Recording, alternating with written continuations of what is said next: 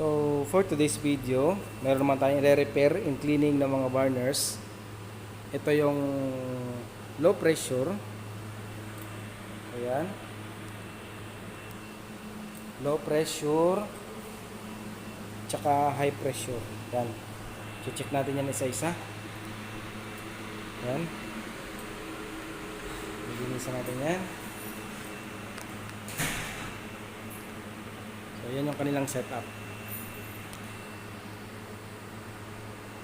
A few moments later. Nakapag-conduct na tayo ng repair and cleaning. Ngayon, ite-testing na natin.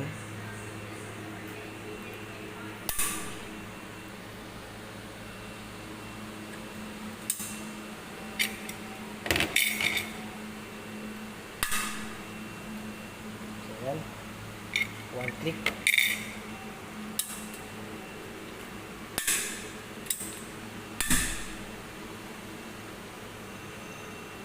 So ayan, para yan sa low pressure.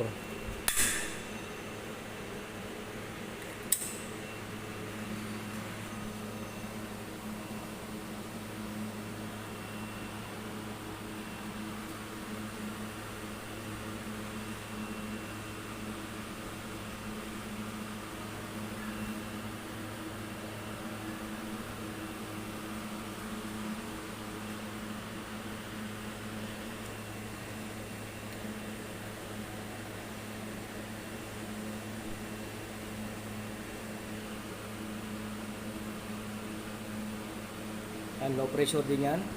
Ngayon, testing na natin yung high pressure.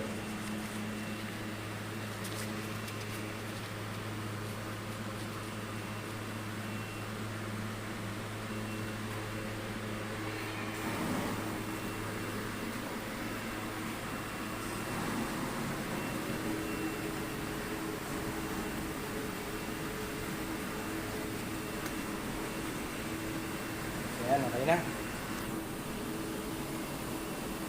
Yan yung kanilang mga high pressure. And then doon, yun yung kanilang mga low pressure.